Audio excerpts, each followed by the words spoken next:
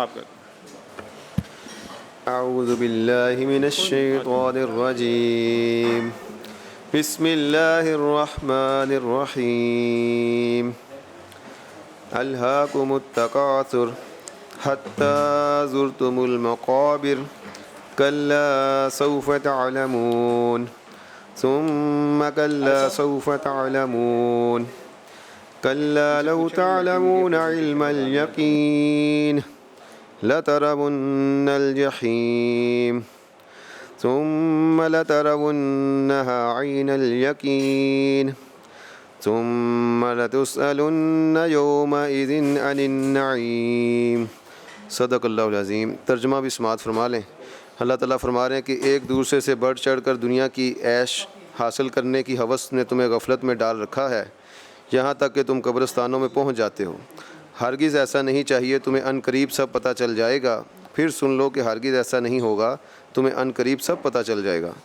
हरगिज़ नहीं, अगर तुम यकीनी इल्म के साथ ये बात जानते हो तो ऐसा नहीं करते। यकीन जानो तुम दोज़ख को ज़रूर देखोगे, फिर यकीन जानो कि तुम इसे बिल्कुल यकीन के साथ देख लोगे। फिर तुमसे इस नेमतों के बारे में पूछा जाएगा कि इनका क्या हक़ अदा किया। अल्लाह ताला हम सब को अमल की तौफ़ीक़ अता फ़रमाए। जज़ाकल्लाह। औज़ुबिल्लाहि मिनश्शैतानिर्रजीम बिस्मिल्लाहिर्रहमानिर्रहीम। मैं तमाम मेंबरान, वज़ीर साहब, हमारे सेक्रेटरी पार्लियामेंट और तमाम अफसरान को वेलकम करता हूँ। और आज की जो हमारी मीटिंग है इसका एजेंडा आपके सामने है। तो इसमें से जो पहला जो एजेंडा आइटम है वो डेलीगेटेड लेजिस्लेशन पे है, और मेरे नज़दीक ये हमारा प्राइम फंक्शन है लेजिस्लेशन, और जो डेलीगेटेड लेजिस्लेशन है इसके ऊपर जो है हमने जो हमारा काम है ओवरसाइट का, कि हम बिल तो पास कर देते हैं यहाँ से, तो आगे जाके जो है उसकी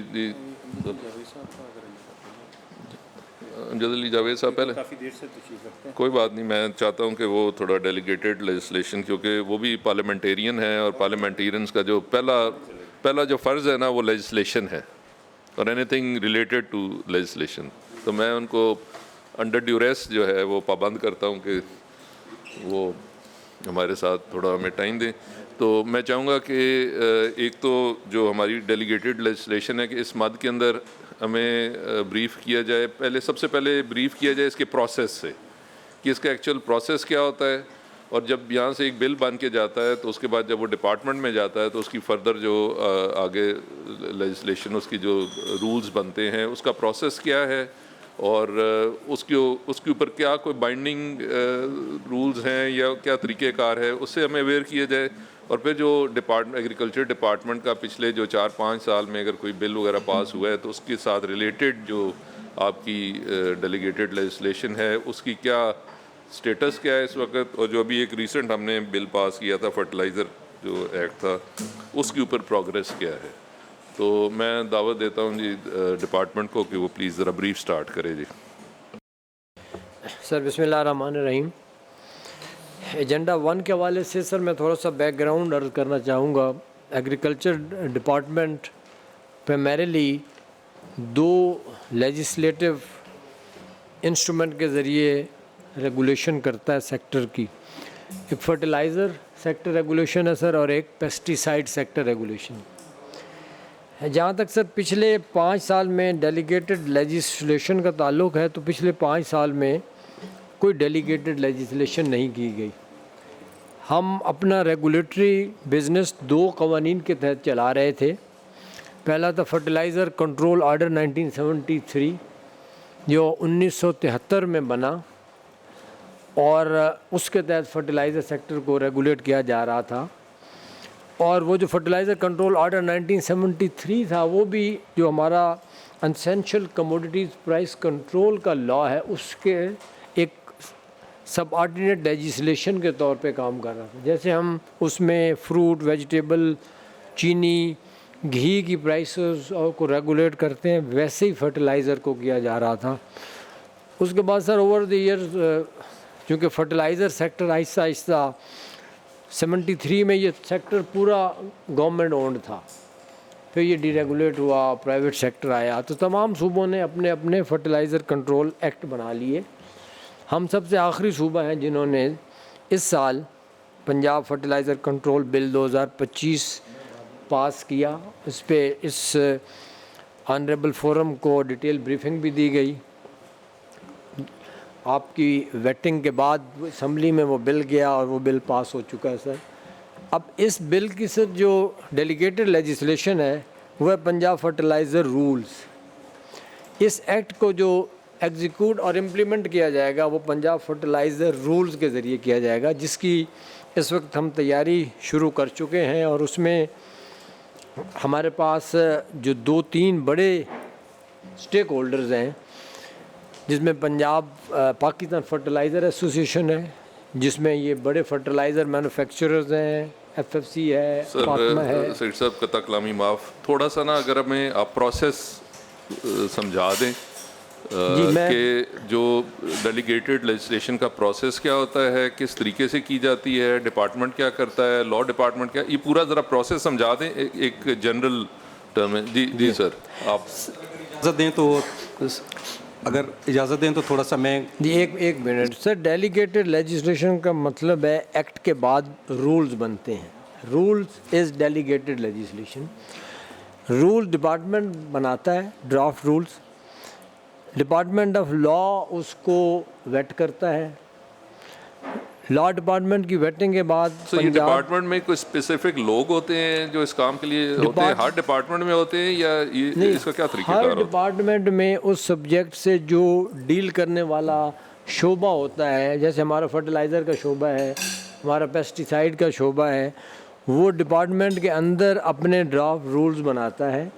हर डिपार्टमेंट के अंदर मुतलका सब डिपार्टमेंट सेक्शन जो उस एक्शन उसके साथ डील कर रहा होता है। जैसे हमारा फर्टिलाइज़र का एक, इसके लिए कोई स्पेशलाइजेशन चाहिए होती है, ख़ास किस्म के लोग होते हैं जो ये काम करते हैं? नहीं सर, ये डिपार्टमेंट की जो एग्जिस्टिंग HR है वही रूल्स बनाती है।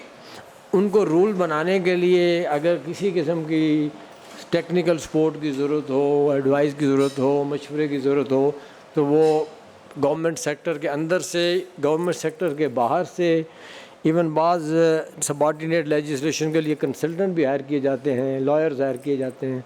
वो एक पूरा प्रोसेस है जिसमें डिपार्टमेंट ही ड्राफ्ट रूल्स बनाता है, मुशावरत से बनाता है, ख़ास तौर पर उन लोगों से, उन बिजनेसेस से जिन पे कल को उसका इतलाक़ होना है। लेकिन जब वो ड्राफ्ट रूल बन जाते हैं तो जो उसकी मंजूरी का प्रोसेस है वो पहले लॉ डिपार्टमेंट उसको वेट और क्लियर करता है, फिर असम्बली हमारी कैबिनेट की। सेक्रेटरी साहब अभी तक ना मुझे प्रोसेस की समझ नहीं आ रही, माजरत के साथ। जब आपके पास जो डिपार्टमेंट में है वहाँ पे कोई डिप्यूटेड लोग होते हैं, कोई स्पेशलिस्ट होते हैं जो इस चीज़ पे काम कर रहे होते हैं? सर डिपार्टमेंट के अंदर जो डिपार्टमेंट का विंग है वही उसकी, वो कौन सा विंग है आपके जैसे डिपार्टमेंट? हमारे डिपार्टमेंट में जो हमारा डायरेक्टरेट जनरल ऑफ रिसर्च है, उसके अंदर डायरेक्टरेट ऑफ सॉइल फर्टिलिटी है जो से डील करता है फर्टिलाइज़र और पेस्टिसाइड से। हमारे एडिशनल सेक्रेटरी टास्क फोर्स हैं, ये इस शोबे के ओवरऑल कोऑर्डिनेटर हैं। सर एक इशू है, आपने अगर खाली एक FIR दर्ज करवानी हो ना, तो उसकी भी जो लफाजी है या तरीक़ेकार है वो हर कोई नहीं कर सकता। तो जब आप ये आपकी जो डेलीगेटेड लेजिस्लेशन है, जब आपके बायलॉज बन रहे हैं, रूल्स बन रहे हैं, तो इसके लिए आपके पास क्या इन हाउस स्पेशलाइजेशन? हमारे पास 44 डिपार्टमेंट्स हैं, तो 44 डिपार्टमेंट्स के पास ये सारी जो है ये एबिलिटी है उनके अंदर होती है, ये इसका क्या तरीक़ेकार है? मैं फ़िक्रा चेयरमैन साहब ऐड करूंगा कि आपका जो सवाल है कि स्पेशलाइजेशन डिपार्टमेंट के अंदर या कुछ स्पेशलाइज्ड लोग हैं, तो वो किसी भी डिपार्टमेंट में मेरा नहीं ख्याल है। लेकिन जब भी ये रूल्स बनते हैं, डिपार्टमेंट का जो करंट ऑफिसर्स हैं, जो DGs हैं, वो बनाकर लॉ डिपार्टमेंट उसको वेट करता है। तो लॉ डिपार्टमेंट के पास वो तमाम स्पेशलाइजेशन है। अगर वो आपका ये सवाल है कि हम लैक करते हैं, तो वो जो हम लैक करते हैं वो वहाँ से पूरा ज़रूर हो जाता है। ये कोई क्रिटिसिज्म नहीं है मेरी, तो सिर्फ इंक्वायरी है। मैं तो सिर्फ एक बात समझने की कोशिश कर रहा हूँ कि एक आपने एक लॉ बनाया है, फिर उसकी जो इम्प्लीमेंटेशन फेज़ है उसके लिए आपको रूल्स बनाने होते हैं, तो इसका कोई तरीक़ेकार तो होगा कि उस लॉ को, उस लॉ और जो रूल्स हैं उनकी आपस में जो कोहिजन है या रेलेवेंस है वो क्रिएट करने के लिए कुछ ना कुछ तो बेसिक आईक्यू लेवल चाहिए होगा ना उसको अंडरस्टैंड करने के लिए। मैं वो समझने की कोशिश कर रहा हूँ कि ये किस तरीके से किया जाता है। सर हर डिपार्टमेंट जो होता है वो अपने काम का स्पेशलिस्ट होता है, और हर डिपार्टमेंट की एचआर जो है वो उसको सपोजिटली स्पेशलाइज होना चाहिए अपने फंक्शन, अपने सब सेक्टर का। अब हमारे जिस शोबे ने फर्टिलाइज़र कंट्रोल बिल बनाया है उसी ने ही उसके रूल्स बनाने हैं। ये जो बिल बनाया है ये भी एग्रीकल्चर डिपार्टमेंट ने बनाया है, ये एग्रीकल्चर डिपार्टमेंट की टीम ने बनाया है जो फर्टिलाइज़र सेक्टर को ये डिपार्टमेंट पिछले 50 साल से उसको रेगुलेट कर रहा है। तो वही लोग जिन्होंने ये बिल ड्राफ्ट किया है, वही टीम, वही डायरेक्टरेट इसके रूल्स बनाएगा, और वो रूल उस बिल के साथ इन कॉन्सोनेंस होते हैं। मुशावरत, एक्सपर्टीज़, एडवाइस, वो सिलसिला हमेशा चलता रहता है। जैसे इस बिल की ड्राफ्टिंग में भी कुछ कम से कम सीरीज़ ऑफ मीटिंग्स हुई जिसमें फर्टिलाइज़र इंडस्ट्री थी, उनके तमाम एसोसिएशंस थी। तो जो आपका सवाल है सर कि डिपार्टमेंट में कौन बनाता है, तो डिपार्टमेंट के अंदर जिस जिस शोबे से लेजिस्लेशन का ताल्लुक़ होता है वही डिपार्टमेंट, डायरेक्टरेट या जो भी सब सेक्टर है वो उसकी ड्राफ्टिंग करता है। आपके डिपार्टमेंट में कोई लेजिस्लेशन का अलग विंग होता नहीं, है? लेजिस्लेशन का विंग किसी डिपार्टमेंट में नहीं होता था। वो लॉ डिपार्टमेंट फाइनली उसको वेट करता है। डिपार्टमेंट में टेक्निकल हमने साहब नॉलेज होता है, आप ज़्यादा सियाने हैं हमारे में से, knowledge तो होता आपको है अंदाज़ा कि क्या तरीक़ेकार होता है? ये अलमिया एक महकमे का नहीं है, ये पूरे पाकिस्तान का। चलिए हम तो महकमे की तो बात कर बात रहे वही हैं, है ना, पाकिस्तान हमारे को तो हम यहाँ भी- जो ऑफिसर एसएनडीएड से, पीएस से, पीएमएस से आते हैं वो तमाम कामों के माहर समझे जाते हैं। तो वो इसलिए एक फ़र्ज़ कर लिया जाता है कि जो काम वो करेंगे वो बिल्कुल कम्प्रीहेंसिव होगा, मुकम्मल होगा। जो दुनिया स्पेशलाइजेशन की तरफ जा रही है, हम वो 150-200-250 साल पुराने निज़ाम पे अभी तक फंसे हुए हैं। ये जो आपका सवाल है ये उसी से मुतल्लिक़ा है। तो यहाँ स्पेशलाइजेशन का कोई कंसेप्ट है नहीं, कहीं भी नहीं है। तो वही लोग होते हैं, सेक्रेटरी साहब जैसे फरमा रहे हैं कि हमारे जो होते हैं ये अफसरान तो 6 माह, साल, 2 साल के लिए आते हैं, फिर अगले डिपार्टमेंट में चले जाते हैं। तो लेकिन जो ज़रूरत होती है उसकी बारीकियों की जानने के लिए, तो वो मेरा ख्याल डीजी तक भी शायद कम लोग आते हैं जो महकमे से मुतल्लिका होते हैं, जो इंडिजिनस होते हैं, जो सारी चीज़ों को जानते होते हैं। तो इसलिए ये लैक्स जो आते हैं ना पॉलिसीज़ में, उसकी वजह भी यही बनते हैं। लेकिन ये हमारा डायलेमा है, इस पे ओवरऑल गवर्नमेंटों को, हुकूमतों को देखने वाले मामला हैं। सर ये जो हमारा इसको अभी हमने देखा जाए। एग्रीकल्चर टैक्स पास, सॉरी फर्टिलाइज़र एक्ट जो पास बिल पास किया है, इसका फोकल पर्सन कौन था? सर हमारे डायरेक्टर जनरल सेल्फ फर्टिलिटी और एडिशनल सेक्रेटरी टास्क फोर्स इसके फोकल पर्सन है। लेकिन सर मैं थोड़ा सा नहीं, मैं इख्तिलाफ करता हूँ। वैसे बात समझने की कोशिश कर रहा हूँ, trying to wrap my head around कि ये प्रोसेस होता किस तरीके मेरे ख्याल में से। सर ये समझने की ज़रूरत है कि ये स्पेशलाइज्ड डिपार्टमेंट है। सर एग्रीकल्चर डिपार्टमेंट की 22,000 की वर्कफोर्स में सिर्फ 3 अफसर चेंज होते हैं, जो सेक्रेटरी, स्पेशल सेक्रेटरी और एडिशनल सेक्रेटरी। बाकी 22,000 लोग उसी महकमे के हैं जो डे 1 से 30 साल तक उसी महकमे में रहते तो हैं। इनका हर ये जो महकमे 3 का- लोग हैं इनका कोई रोल नहीं होता जब लेजिस्लेशन के अंदर जो तैयारी की जा रही हर होती है? महकमे का डायरेक्टर जनरल उस महकमे का स्पेशलाइज हेड होता है, वो उसी महकमे में कम से कम 30 साल सर्विस करता है, और ये सारे टेक्निकल काम वही अफसर करते हैं। जो ऊपर सुपरवाइजरी टीयर है जो ट्रांसफरेबल होता है वो सिर्फ 2 या 3 अफसर होते हैं। बाकी सारा काम डीजी लेवल पे होता है। वाटर मैनेजमेंट का स्पेशलाइज्ड डायरेक्टरेट है, रिसर्च का, एक्सटेंशन का, पेस्टिसाइड कंट्रोल का, इनके डीजीज भी, और नीचे 17 ग्रेड तक इन्हीं महकमों के कार्डर के स्पेशलिस्ट ऑफिसर्स अच्छा, होते हैं। आपका जो डिपार्टमेंट है इसके अंदर पिछला व्हाट वाज द लास्ट, इसके अलावा फर्टिलाइजर के अलावा इससे पहले और कौन सी लेजिस्लेशन हुई है पिछले व्हाटएवर टाइम पीरियड? इससे पहले से पेस्टिसाइड कंट्रोल एक्ट 2012 बना, अच्छा जी। क्योंकि 2 ही लेजिस्लेशन है जैसे मैंने अर्ज किया, एक फर्टिलाइज़र को रेगुलेट करती है, एक पेस्टिसाइड को। फर्टिलाइज़र का तो 1973 से एफसीओ के तहत काम चल रहा था, अभी पहली दफ़ा उसका एक्ट बनाया गया। जो दूसरा सेक्टर है पेस्टिसाइड, उसके एक्ट और उसके रूल्स ये 2012 में बने थे और वो अभी तक एनफोर्स हो रहे हैं। उसके रूल्स कंप्लीट हो गए उसके थे? रूल्स भी बन गए हैं सर, उसी वक्त बने थे, और उसका एक्ट भी 2012 में बना था। अच्छा, और उससे पहले कौन सा उससे पहले कोई चीज़? इससे पहले मेरे ख्याल में कोई, आप बता दें कि पहले लेजिस्लेशन। सर ये जो पेस्टिसाइड है सर, ये बेसिकली फेडरल डिपार्टमेंट है सर, क्योंकि सारी हमारी जितनी भी पेस्टिसाइड्स आती हैं ये मोस्टली सर इंपोर्ट होती हैं। ये डिपार्टमेंट ऑफ प्लांट प्रोटेक्शन है सर, फेडरल गवर्नमेंट का इदारा। वो इशू नहीं है, मैं लेजिस्लेशन की बात कर रहा हूँ कि आपकी 1971 का जो है ना सर फेडरल लॉ था। नहीं सर, आप मुझे ये बताएं कि आपके डिपार्टमेंट से रिलेटेड लेजिस्लेशन पिछले सालों में कब हुई है?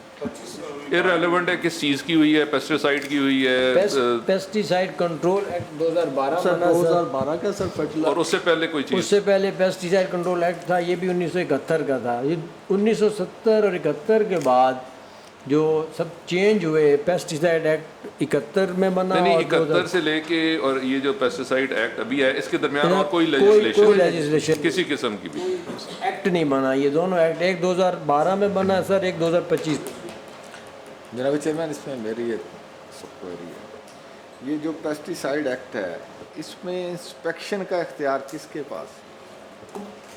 पेस्टिसाइड एक्ट में अज़लाम है नीचे। हमारे डिस्ट्रिक्ट में जो ये पेस्ट कंट्रोल डिपार्टमेंट के इंस्पेक्टर्स होते हैं, डिप्टी डायरेक्टर और असिस्टेंट डायरेक्टर हैं, ये पेस्टिसाइड के डीलर्स की इंस्पेक्शन करते हैं, उनकी सैम्पलिंग करते हैं और लैब्स को भेजते हैं, और वहाँ से फिर इसकी टेस्टिंग होती है। सिर्फ एक शख्स के पास इख्तियार है, थ्रू आउट एक के पास था या दरमियान में कहीं चेंज हुआ है? नहीं, ये हमारे डिस्ट्रिक्ट हेड के पास होता है सर, और हमारे तहसील हेड के पास नोटिफाइड इंस्पेक्टर्स हैं पेस्टिसाइड के। वो पूरा पेस्टिसाइड का एक सेपरेट रिजीम है। अगर आप उस पर ब्रीफिंग चाहेंगे तो हम उसका भी पूरा निज़ाम, पेस्टिसाइड का जो पूरा कंट्रोल या रेगुलेशन है, वो भी आपको प्रेजेंट कर देंगे। हमारा मकसद ये है इस वक्त, बात ये है कि हम ये समझने की कोशिश कर रहे हैं कि जिस तरह आपका एक बिल पास होता है, उसमें कोई शक होती है, अब उसकी जो मैनिफेस्टेशन है in terms of bylaws and आगे जो आप उसके रूल्स बना रहे होते हैं, वो हम देखना चाह रहे हैं कि वो एक दूसरे के साथ वो किस तरह जो है वो अटैच होते हैं, उसकी एलेबोरेट किस तरह करते हैं, उसको इफेक्टिवली उसकी इम्प्लीमेंटेशन में वो किस तरह इस्तेमाल होता है। सर मैं आपको एक मिसाल देता हूँ। इसके अंदर ये एक्ट जब बन जाता तो एक्ट से ही रूल्स जनरेट होते हैं। अगर एक्ट में एक लॉ है कि जी there will be a registration of fertiliser dealer, act सिर्फ इतना जिक्र करेगा कि every fertiliser dealer has to be registered. अब रूल्स उसमें ये बताएगा कि वो रजिस्ट्रेशन कौन करेगा, वो डिप्टी डायरेक्टर एग्रीकल्चर एक्सटेंशन करेगा या डायरेक्टर करेगा।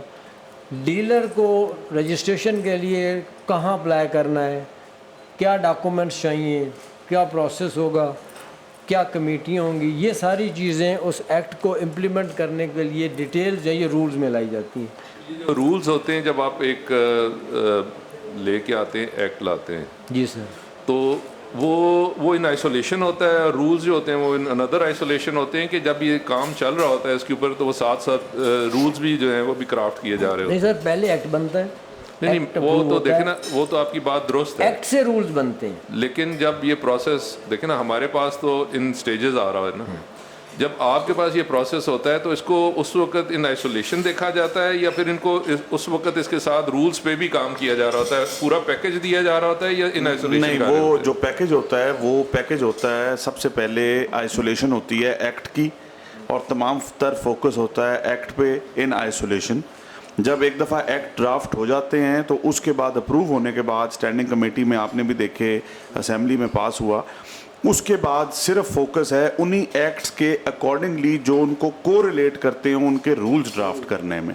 सो जब आप एक्ट बनाते हैं तो उसके साथ साथ आप रूल्स नहीं बना सकते, पहले आप एक्ट बनाएंगे, एक्ट की कोरिलेट करते हुए आप आगे रूल्स बनाएंगे। सो इस वक्त the entire focus is on the rules. जो जब रूल्स बनेंगे तो आपके पास आएंगे। मैं एक बात ज़रूर करना चाहूँगा ऑनरेबल चेयरमैन साहब, कि जब ये बिल ड्राफ्ट हो रहा था, देखें ये बड़ी खुशाइंद बात है कि 1973 के बाद जो रेगुलेशंस हैं उसके अंदर फर्टिलाइज़र और पेस्टिसाइड, फर्टिलाइज़र के ऊपर 73 के बाद 2025 के ऊपर बिल के अंदर हमने काम किया, जो स्टैंडिंग कमेटी की बड़ी थरो मैं समझता हूँ एग्जामिनेशन एंड कंसल्टेटिव सेशन के बाद वो असेंबली में जाके अप्रूव हुआ। और ये हमारी आपके साथ एक कमिटमेंट थी कि जो रूल्स हैं वो हम आपके पास लेकर आएंगे, तो जब आप वो रूल्स देखेंगे तो फिर आप असेस कर सकते हैं कि क्या वो एक्ट के साथ कोरिलेट करते हैं या नहीं करते, या क्या आईक्यू लेवल क्या है। नंबर 2, जब बिल बन रहा था या चाहे अब रूल्स बन रहे हैं, इसमें प्राइवेट स्टेक होल्डर्स को भी ऑन बोर्ड लिया जाता है और इसके साथ साथ लॉ डिपार्टमेंट भी इंगेज रहता है। तो स्पेशलाइज्ड अगर आप ये समझें कि किसी महकमे के अंदर कोई इदारा है या कोई महकमा के अंदर एक कोई ऑर्गेनाइजेशन है जो सिर्फ बिल्स की अमेंडमेंट या रूल्स के ऊपर काम करती है, तो वो किसी जगह भी नहीं है। और अगर हमें स्टैंडिंग कमेटी के तवसल से हमें अगर इस तरह का स्पेशलाइज्ड इदारा मिल सकता है तो बड़ी खुशाइंद बात है और बहुत अच्छी बात है, हम वेलकम करेंगे। करने का मकसद जो है, हम तो इसका सिर्फ एक चीज़ को समझने की कोशिश कर रहे हैं कि ये प्रोसेस किस तरह है, इस वक्त ऑनगोइंग प्रोसेस क्या है। इसके ऊपर मैं कोई क्रिटिसिज्म करने की कोशिश नहीं कर रहा ना, मैं इस वक्त सिर्फ एक बात समझने की कोशिश कर रहा हूँ कि आप लोग ज़्यादा अवेयर हैं, ज़्यादा करीब हैं। हम चूँकि आपसे ज़रा इस हिसाब से ज़रा दूर हैं, तो हम बेसिकली अपनी कैपेसिटी बिल्ड करने की कोशिश कर रहे हैं कि हमें प्रोसेस की समझ हो कि ये प्रोसेस कैसे होता है। जनाब चेयरमैन, ये जी सर, मेरी इसमें सबमिशन ये है कि अप्रीहेंशन ये है कि जो अब हम देख रहे हैं, कानून बन जाता है, सालों साल रूल ही नहीं बनते। मुख्तलिफ स्पेसिफिक आपके डिपार्टमेंट की बात नहीं करते। यहाँ जैसे सेक्रेटरी साहब ने कहा कि यहाँ कंसर्न स्पेशलिस्ट लोग जो हैं वो डीजी तक तो मोस्टली आ रहे हैं, ऊपर कम ऑफिसर है, बाकी डिपार्टमेंट में ये सूरत हाल नहीं है। वहाँ कानून एक बन गया, पास हो गया, उसके साथ डेलीगेट लेजिस्लेशन होनी है, वो सालों साल होती नहीं है। मैंने कई चीज़ों को क्वेश्चन किया है कि इतने साल हो गए, 5 साल हो गए, 7 साल हो गए, अभी तक इसके रूल ही ड्राफ्ट नहीं हुए। तो उस हवाले से हम ये जानना चाह रहे हैं ताकि हमें पता हो अपनी अपनी जगह जहाँ जहाँ कहीं और कमेटीज़ में भी हैं, हम उस डिपार्टमेंट्स को उस हवाले से जो है क्वेश्चन कर सकते। सर ये हमारी साहब, एक मिनट, पहली चीज़ ये है कि हमारी पीछे एक हमारा ट्रेनिंग सेशन था पिप्स के अंदर इस्लामाबाद में, तो वहाँ पे जो डेलीगेटेड लेजिस्लेशन में उधर भी ये जो एक प्रॉब्लम है कि जो रूल्स हैं वो लेट हो जाते हैं, तो उधर जो है वो अब उनकी ये कोशिश है कि आगे से जो भी लेजिस्लेशन होगी वो उसके लिए एक कंडीशन उन्होंने तकरीबन फॉर्मल है या इनफॉर्मल, मुझे इस चीज़ की समझ नहीं है, लेकिन एक कंडीशन उन्होंने इस्टेब्लिश की है कि जब आप एक बिल लेके आएंगे तो उसके साथ रूल्स जो है ना वो भी इंश्योर करेंगे या लेके आएंगे, उसके साथ वो भी आप साथ ही लेके आएंगे कि ताकि वो जो है ये लैप्स ना आए कि आपने काम तो कर दिया है लेकिन कल उसकी अगर आपने इम्प्लीमेंटेशन करनी है, अभी आपने किया है जी, हमने फर्टिलाइज़र जो है उसके लिए हमें कानून लेके आए हैं। अब कानून का तो फ़ायदा तब होगा कि जब उसकी इम्प्लीमेंटेशन स्टार्ट हो जाएगी, और इम्प्लीमेंटेशन बगैर रूल्स के हो नहीं सकती। तो जब तक इफेक्टिवली जो भी आपका एफर्ट है उसको ऑन ग्राउंड लाने के लिए ज़रूरी है कि जो रूल्स है उनका लैप्स ज़्यादा ना हो। तो ये बात करने का मकसद ये है कि हमने एक एफ़र्ट करके, आपने भी कंसल्टेशन के साथ, कोशिश के साथ आपने काम किया है। अब काम का तो हमें फ़ायदा उस वक्त होना है कि जब वो ग्राउंड पे आ जाएगा, और वो जितनी जल्दी आएगा उतनी जल्दी जो है उसकी इफ़ेक्टिवनेस और उसके जो फ्रूट्स हैं या उसमें जो भी कमी बेशी होगी वो हम देख सकेंगे। तो इसलिए जो रूल्स की फ्रेमिंग है वो हमें जो है वो तकरीबन जो है वो बिल के साथ साथ हो जानी चाहिए थी। ये कहना कि जी इन आइसोलेशन है, जब आप एक चीज़ इन्विजन कर रहे हैं कि जी मैंने ये करना है, तो उसके आगे इम्प्लीमेंटेशन वाला जो प्रोसेस है वो भी आपके दिमाग में कहीं ना कहीं या कोई ना कोई उसका रफ ड्राफ्ट होना ज़रूरी है। इस तरह तो नहीं हो सकता कि आप एक चीज़ सोच लें और ये ना सोचें कि कल मैंने इसको जाके तो इम्प्लीमेंट कैसे करना है और इसके साथ और क्या लवाजमात चाहिए होंगे इसकी इफ़ेक्टिव इम्प्लीमेंटेशन के ऊपर।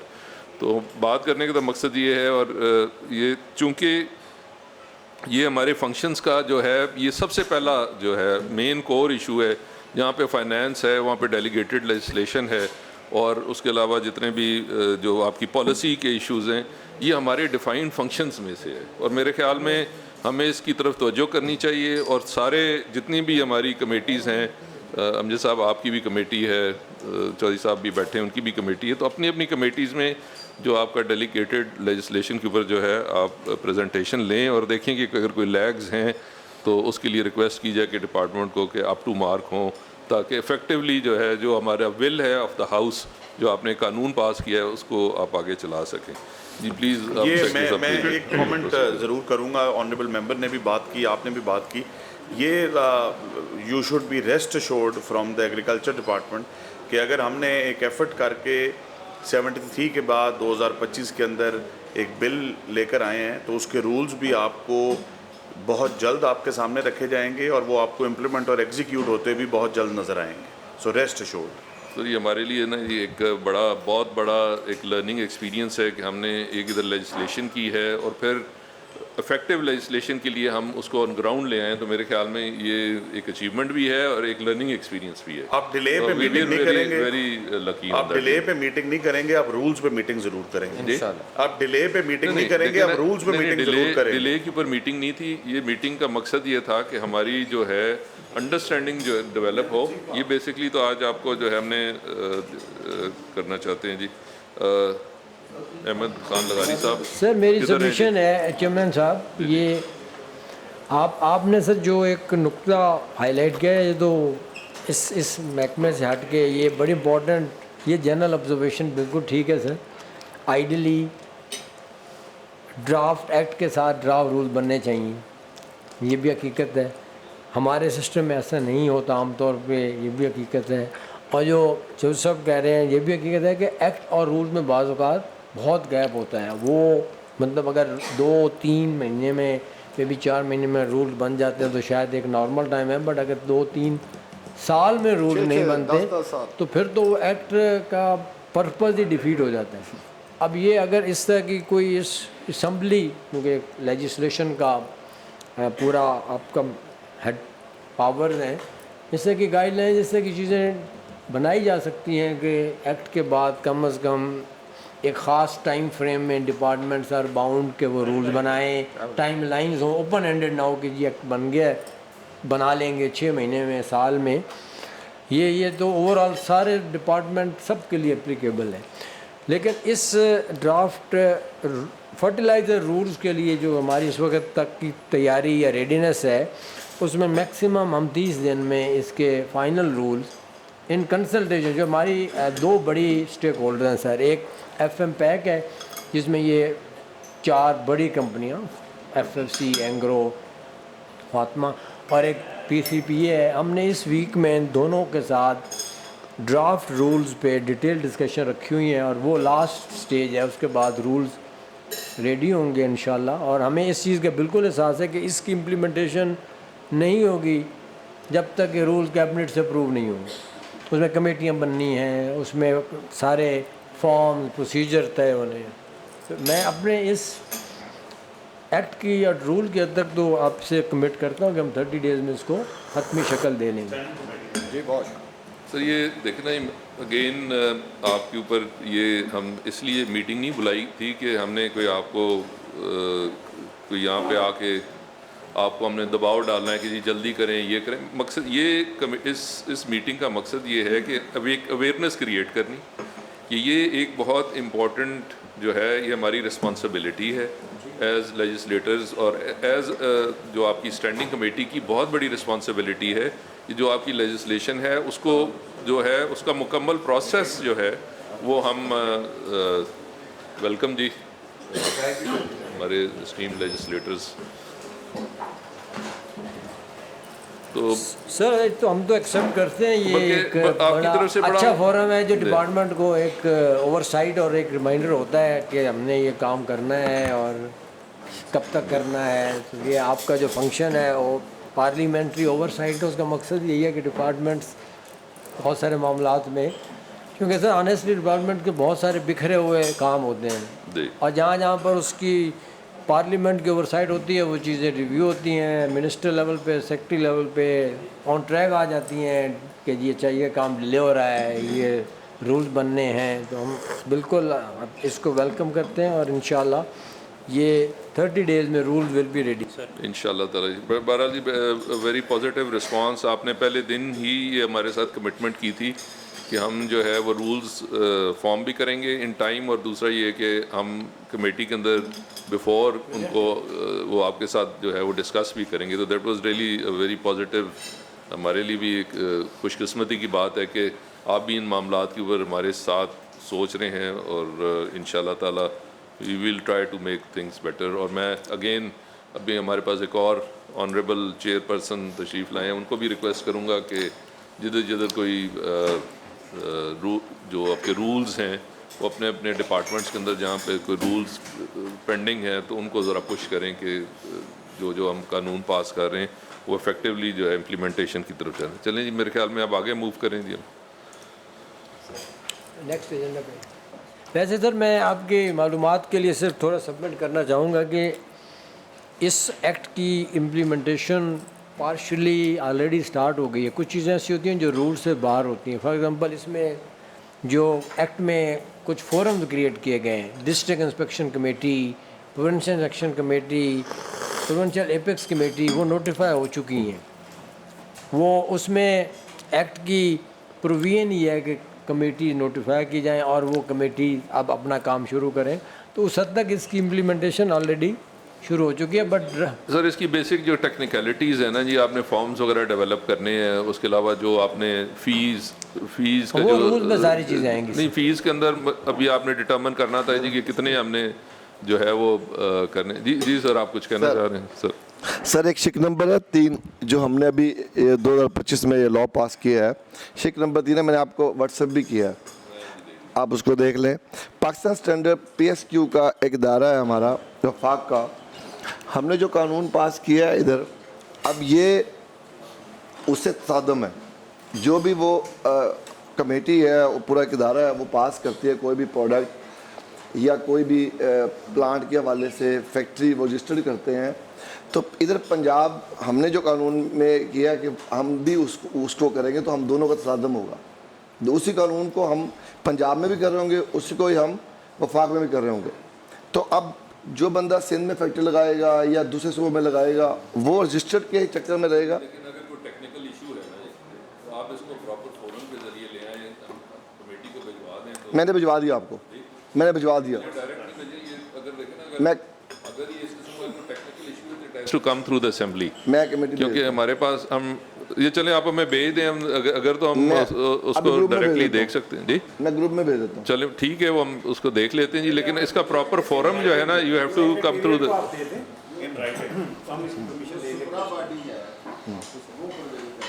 ठीक है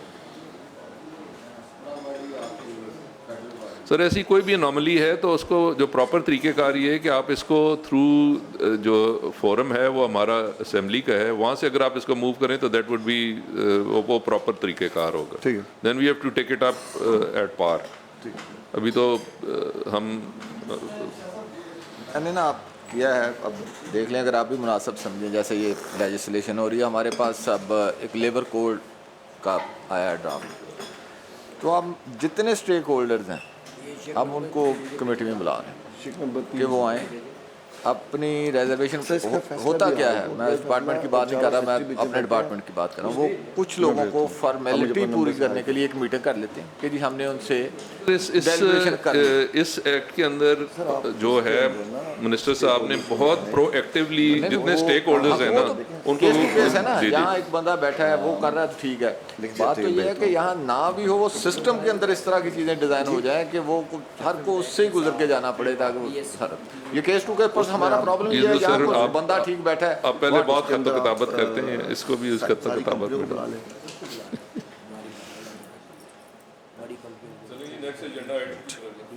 मैं भेज रहा हूँ। जी क्या चीज़ है? नहीं, एमडी साहब को मैं आकर मैं पारा करूँगा, मैं नहीं छोड़ता। शुगर केन मेरे उस्ताद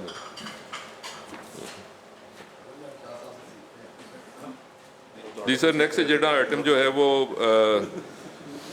that's a briefing in respect of composition functions and utilisation of 10% from sugar cane development cess funds from financial year 2014-15 to 2023-24। ये अगला एजेंडा आइटम है जी। जी तो इसकी ज़रा हमें तारफ़ भी करवा दें जी, जो अफसरान इस sugar cane research development board से कुछ अफसरान आए, प्लीज़ अपना तारुफ करवा दें। जी सर, मेरा नाम शाहिद अफ़गान है, मैं as a acting CEO sugar cane research and development board में काम कर रहा हूँ। तो आपके चेयरमैन कौन है बोर्ड के? चौधरी ज़का अशरफ साहब। ज़का अशरफ साहब। अच्छा, ये कंपोजिशन है।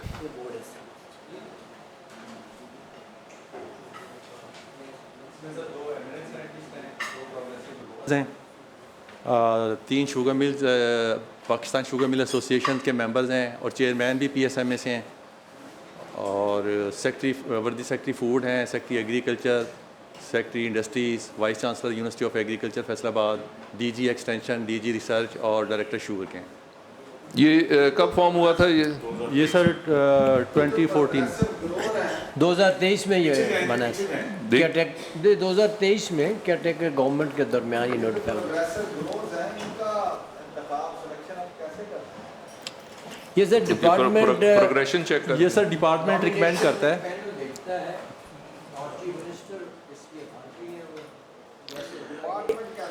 डिपार्टमेंट उनको चेक करता है जो एक बड़े रकबे पे ज़्यादा अरसे से एक अच्छी फार्मिंग करते हों, और डिपार्टमेंट के पास इंफॉर्मेशन होती है अच्छे कॉटन ग्रोवर कौन से हैं।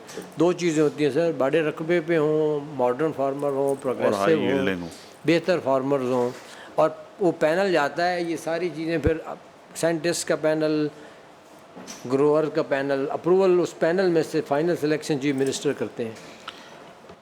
और मैं ये गुजारिश करता चलूँ कि जी ये बोर्ड जो है ये 2014 में कॉन्स्टिट्यूट हुआ था। इसके पहले चेयरमैन बने थे 2014 से 2019 तक। 19 से लेकर 23 तक इस बोर्ड के कोई चेयरमैन नहीं थे। 2023 में केयर टेकर गवर्नमेंट में ये दोबारा बोर्ड की कॉम्पोजिशन चेंज हुई थी, जो अब आपके सामने आप देख रहे हैं। प्रोसीड करेंगे। ये पहले चेयरमैन कौन थे जी इनसे पहले? जी नोमान अहमद ख़ान साहब सर, ये अलमुइज़ ग्रुप के MD हैं और जहांगीर तरीन साहब के फर्स्ट कज़न हैं। अच्छा, मैं सर ये भी सबमिट करना चाहूँगा कि ये बोर्ड बना था एग्जेक्टिव ऑर्डर पे समरी के ज़रिए अभी 2014 में। अभी हमने लास्ट मंथ इसका ड्राफ्ट एक्ट बनाया है, और वो ड्राफ्ट एक्ट इस वक्त पंजाब कैबिनेट के पास है, और वो कैबिनेट से अप्रूव होकर असम्बली और असम्बली के थ्रू इस फोरम से आएगा। अब इसका एक पूरा एक्ट लेजिस्लेट हो जाएगा, उसमें बोर्ड की कंपोजिशन, बोर्ड के फंक्शन, पूरा निज़ाम जो है, जो इस वक्त एक एडमिनिस्ट्रेटिव ऑर्डर के तहत चल रहा है। आपकी कोई और भी लेजिस्लेशन पेंडिंग है विद द कैबिनेट? हमारी सर इस वक्त सिर्फ Punjab sugar research development board act ये कैबिनेट में गया हुआ है अप्रूवल। अच्छा, ये सिर्फ ये है पेंडिंग। सिर्फ ये पेंडिंग। तो ये आपके पास, यानी इस मैं बताना चाहता हूँ कि ये इसी फोरम पे अनदर मे बी 2-3 वीक्स इसका एक्ट आ जाएगा, फिर इसकी कंपोजिशन फंक्शन उस एक्ट के तहत रन करेंगे। उसके बाद तब तक ये एडमिनिस्ट्रेटिव ऑर्डर के तहत चल रहा है।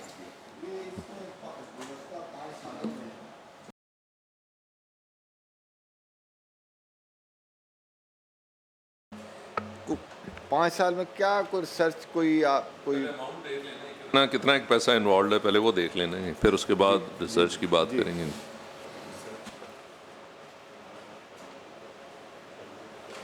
ये तकरीबन 1200 मिलियन रुपीस हैं लास्ट 8 सालों के अंदर। इसमें सर 4 सालों में सिर्फ मिले हैं, 4 सालों में उनको कुछ नहीं मिला। नहीं, ये क्यों नहीं मिला, इसकी क्या वजह है? एक तो चेयरमैन हमारे नहीं थे इस दिन में, और चेयरमैन साहब सर नहीं थे, रिजाइन कर दिया था। चेयरमैन ना हो तो उसके अलावा सर आपको हिस्सा तो अपना मिलना चाहिए था ना। जी सर, वो शुगर के अंदर हर साल काश्त होता है। पैसे गए कहाँ? वो सर वो तो ये आपका एक कानूनन आपका राइट है, अगर वो और किसी को मिल ही नहीं सकता तो वो पैसे कहाँ गए फिर? वो सर हम यहाँ से बोर्ड से रिक्वेस्ट भेजते हैं एग्रीकल्चर डिपार्टमेंट को। Agriculture department sir data collect करते हैं फूड डिपार्टमेंट से कि कितना सेस फंड कलेक्ट हुआ है, तो फूड डिपार्टमेंट की सर इंफॉर्मेशन पे फिर फाइनेंस डिपार्टमेंट को लेटर लिखा जाता है, तो वो सर ये फिर रिलीज़ करते हैं सर। बात वही है ना, आपको तो मिले नहीं। जी सर। अच्छा, वो फिर पैसे कहाँ हैं? उसमें सर कुछ मिलों ने तो सर वो सेस फंड जमा ही नहीं कराया। अच्छा, कलेक्शन में है सर। आपने उस पर आपने कोई एक्शन करना है या उस पर कोई लिखना है या फूड डिपार्टमेंट ने करना है, उसके कोई कहीं उस पर कोई तय है उसका प्रोसीजर? जी सर, वो सर सारा फूड डिपार्टमेंट ही करता है सर।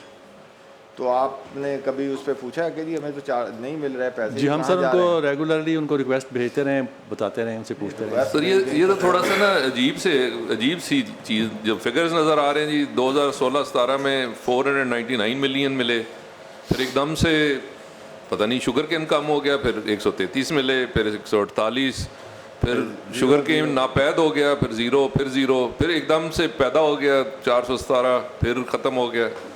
तो ये कुछ हमें समझाएंगे ये क्या हो रहा है इधर? जनाब चेयरमैन, मेरा यही सवाल है ना जी। कि ये तो फिक्स शेयर है, ये और कहीं जो हर साल आना चाहिए। ये कहीं इस्तेमाल नहीं हो सकता, ये आपके कंसोलिडेट फंड में नहीं जा सकता, तो ये पैसे कहाँ हैं? ये ब्रॉड डाउन कैरिड फॉरवर्ड हुए हैं कि कहाँ गए हैं, नहीं हुए हैं, तो इसका महकमे ने क्या मुहासबा किया है?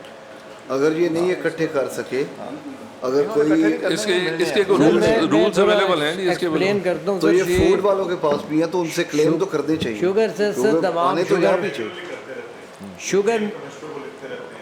शुगर सेस का जो निज़ाम है उसमें तमाम शुगर मिल से शुगर सेस कटता है। केन कमिश्नर का जो पूरा ऑफिस है फूड डिपार्टमेंट के अंडर, वो शुगर मिल का ओवरऑल पूरी कंट्रोल, एडमिनिस्ट्रेशन, रेगुलेशन, मैनेजमेंट करता है। फिर ये सारा पैसा जो है ये फाइनेंस डिपार्टमेंट में जाता है। एक दफ़ा जो हमारा फाइनेंशियल मैनेजमेंट है, हर लेवी एक दफ़ा फाइनेंस में जाती है। फिर फाइनेंस में इसकी डिस्ट्रीब्यूशन है कि 10% शुगर सेस का जो कलेक्ट होगा तो शुगर रिसर्च के लिए बोर्ड को मिलेगा। फिर इससे आपके इल्म में ये डिस्ट्रिक्ट में शुगर सेस रोड्स के लिए उसका बड़ा चंग ज़ीरो में जाता है, जिससे वो शुगर सेस रोड बनती हैं, वो फाइनेंस से डिस्ट्रीब्यूशन होती है। अब ये इससे मैं अंदाज़ा लगा सकता हूँ सर कि जिस सालों में अगर तो बोर्ड की लीडरशिप इफेक्टिव रही और फॉलोअप किया तो वो अपना पैसे रिलीज़ कराने में कामयाब हो गए, और जिन सालों में बोर्ड डॉर्मेंट था, तो चेयरमैन नहीं थे, किसी ने इंटरेस्ट नहीं लिया, उनको फंड नहीं मिले। बट ये जाते फाइनेंस में उधर जाके फाइनेंस में जाते हैं जो जिन्होंने एफर्ट की, जिस सालों में आपको नज़र आ रहा है एक साल 500 मिलियन मिल गया, एक साल 133 मिलियन मिला, 2 साल कुछ नहीं मिला। इसमें 2 साल किसी ने बोर्ड ने एक्टिवली परसू नहीं किया कि हमारे फंड हमें दें। इसमें जनाब मिनिस्टर, मैं इसमें आपको अप्राइज करना चाहता हूँ कि यही सिस्टम था लेबर में। हमने इसमें लेजिस्लेशन किया कि ये डिपार्टमेंट के फ़ंड हैं, ये कंसोलिडेट फंड में चले जाते हैं डिपार्टमेंट को, फिर वो अपने पैसे मांगते रहते हैं, फिर उन्हें मिलते नहीं हैं, वो कहीं खर्च हो जाते हैं। तो जब एक स्पेसिफिक शेयर उनका मौजूद है, उनकी ही कलेक्शन है, तो क्यों इनके पास शायद मैकेनिज़्म नहीं होगा? वहाँ तो एक छोटा मोटा मैकेनिज़्म मौजूद था। तो हमने वो लेजिस्लेट कर दिया है कि अब वो डिपार्टमेंट को कलेक्शन होगी, डिपार्टमेंट के ही पास पैसे आएंगे, वो अपने पैसे आपकी बात बिल्कुल ठीक है, लेकिन इसके अंदर मसला ये है कि जो कलेक्शन है वो केन कमिश्नर है और ये जो है ये एग्रीकल्चर हमारे यहाँ भी पैरा था, हमने उसको काट के उसको ही ख़त्म किया करके हम उसको पैसे में ले आए हैं। ठीक है, वो कलेक्ट करेंगे, उनके पास छोटा मैकेनिज़्म था तो उसको हमने वो किया है। तो अब वो कम से कम वो निकल जाएंगे। मसलन 26 अरब रुपया लेबर डिपार्टमेंट का जो कंसोलिडेटेड फंड में चला गया, अब वहाँ उनके पास तनख्वाह देने के लिए पैसे नहीं हैं, वो उनके पीछे पीछे फिर रहे हैं, ना वो फाइनेंस वाले रिलीज़ नहीं कर रहे हैं। तो वो अब हमने उसको फिर ये इस तरह किया है, तो अब आने वाले साल से उनका मसला ही हल हो जाए। सर वैसे चेयरमैन साहब की इजाज़त से इसमें कई कंपोनेंट्स होंगे ना सर, पब्लिक हेल्थ होगा, रोड एंड वर्क्स होगा, रिसर्च होगा, तो क्या हम इस कमेटी के फोरम के थ्रू हम लेजिस्लेट नहीं कर सकते कि ऑन एन एनुअल बेसिस इस परसेंटेज के हिसाब से इस सेस को डिवाइड हो के आना चाहिए, rather than this getting collected and going to finance, relevant departments के पास जाए जो उसका परसेंटेज शेयर हो। सेक्रेटरी साहब बता सकते हैं कि जो इन्होंने आगे भेजा है अमेंडमेंट या एक्ट जो भेजा है उसकी क्या नौइयत है? वर्कड आउट है सर। अब ये फाइनेंस में जाता है और फाइनेंस डिस्ट्रीब्यूट करता है। फ्रॉम अ कमेटी पर्सपेक्टिव क्या हमारी रिकमेंडेशन इसकी वैल्यू रख सकती है कि हम इसे वो करें, सजेस्ट करके भेजें, ब्रेनस्टॉर्म करके? प्राइमरीली चूँकि फाइनेंस का डोमेन है या तो, और या दूसरा जो इसमें मेन इदारा है वो है केन कमिश्नर का, जो कलेक्शन करता है कि किसका कितना शेयर है और किसको मिलता है, किसको नहीं मिलता, और रूट कहाँ से होता है, तो वो इसके बारे में बेहतर बता सकते हैं। लेजिस्लेशन में आप जब कैन कमिश्नर को पाबंद कर देंगे, लेजिस्लेट कर देंगे, वहाँ चेंज कर देंगे, वो तो कमिश्नर आपकी एग्जीक्यूटिव आप कलेक्शन एजेंसी तो आ गई आपकी, केन कमिश्नर, वो मसला आपका हल हो गया। अब आगे वो कंसोलिडेट फंड में भेजने की बजाय वहीं से वो डाइवर्ट कर दे रूट। हाँ, वो रूट जो है उसको आप उसमें अपनी लेजिस्लेशन ले आए तो आ जाए। हाँ, ज़ाहिर है वहीं से आएगा अमेंडमेंट आएगी इसमें सारी। सर मुझे अगर इजाज़त दें मैं एक्सप्लेन थोड़ा सा। अज़हर हुसैन जी, मैं एज कंसल्टेंट अटैच हूँ शुगर केन बोर्ड के साथ। सर केन कमिश्नर के पास डेटा होता है एनुअली जो कलेक्शन होती है, उसके बाद केन कमिश्नर साहब बाइफरकेशन भेज देते हैं फाइनेंस डिपार्टमेंट को कि इस साल वो 10 मिलियन इकट्ठा हुआ, उसमें से 93% जाना होता 10% जाना होता है शुगर केन बोर्ड को, 3% या 4% रिटेन करना होता है फाइनेंस डिपार्टमेंट ने एज सर्विस चार्जेस और व्हाट्स एवर। बाकी सर रिस्पेक्टिव डिप्टी कमिश्नर्स का शेयर कैलकुलेट करके रुकें एक मिनट, सर वो सर्विस चार्जेस लेता है कि जी फाइनेंस डिपार्टमेंट का कोई है 2 या 3%, एग्जैक्ट मुझे फिगर नहीं, या 3 या 4% वो उसमें से रिटेन करते हैं। बाकी जो होता है उसमें से 10%, हमारे यहाँ भी PRA वाले लेते थे तो हमने वो इसीलिए ख़त्म। बाकी में से 10% शुगर केन बोर्ड का होता है। बाकी सर एनुअल बेसिस पे डिप्टी कमिश्नर्स का जो चेयर होता है ना, वो रिस्पेक्टिव जितना केन कमिश्नर ऑफिस करता है वो डिप्टी कमिश्नर को तो एनुअली ट्रांसफ़र हो जाते हैं। वो कौन करता है? फाइनेंस करता है, केन कमिश्नर फाइनेंस करता है। बाइफरकेशन शेयर की केन कमिश्नर करते हैं, रिलीज़ करते हैं फाइनेंस डिपार्टमेंट के। लेकिन सर जो शुगर केन बोर्ड के हैं वो एनुअली रिलीज़ नहीं होते। वो इस वक्त भी तकरीबन कोई 1200 से 1400 मिलियन के करीब जो कलेक्टेड अमाउंट है वो पड़ी हुई है फाइनेंस डिपार्टमेंट में सर। शुगर केन बोर्ड का शेयर 10% जो नहीं, वो स्टैंड करेगा या एनुअली फिर वो लैप्स कर जाएगा? नहीं सर, लैप्स नहीं करता। अच्छा एक और सर गुजारिश, ये कंसोलिडेटेड फंड का हिस्सा नहीं होता है सर। ये कलेक्शन जो होती है ना, ये कंसोलिडेटेड फंड में नहीं जा रही। ये एक अलहदा इन्वेस्टमेंट अकाउंट टाइप एक अलहदा अकाउंट बना हुआ है, वहाँ पड़े हैं पैसे आप? उसमें जाती है। फाइनेंस डिपार्टमेंट का एक अकाउंट है अलहदा, लेकिन कंसोलिडेटेड फंड में नहीं जाता, ये वहाँ पड़े हुए हैं पैसे। इस पर्टिकुलर इशू के ऊपर मेरे ख्याल में ना हमें केन कमिश्नर और फाइनेंस डिपार्टमेंट को बुलाना, जी उनको ज़रूर बुलाना चाहिए और उनसे पूछना चाहिए। उनको बुलाते हैं। ठीक, चलें आगे प्रोसीड करें जी, हमें समझ आ गई बात। इसका सारे पैसे खालों पे लगा दें।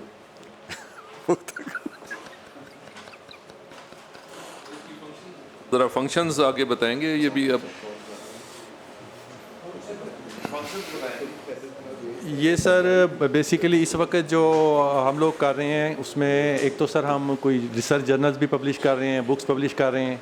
साइंटिस्ट की जो सर बाहर के जो लीडिंग ऑर्गेनाइजेशंस हैं उधर उनकी सर ट्रेनिंग्स करा रहे हैं शुगर केन प्रोडक्शन टेक्नोलॉजी पे, ब्रीडिंग पे।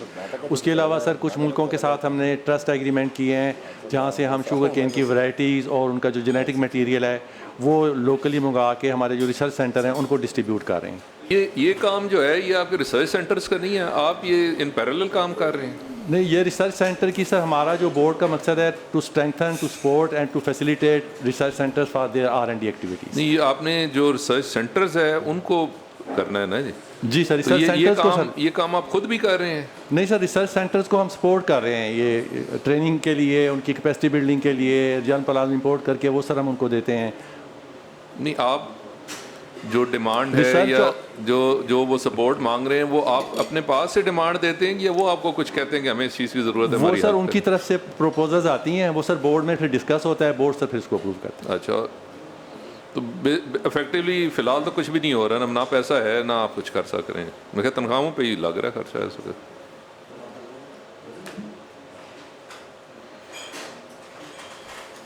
चलें जी नेक्स्ट, चलें जी आगे। ये बताएं ना, उसका पहले फॉर्मेशन दिखाएं और फिर आगे चलें, पीछे ले जाएं।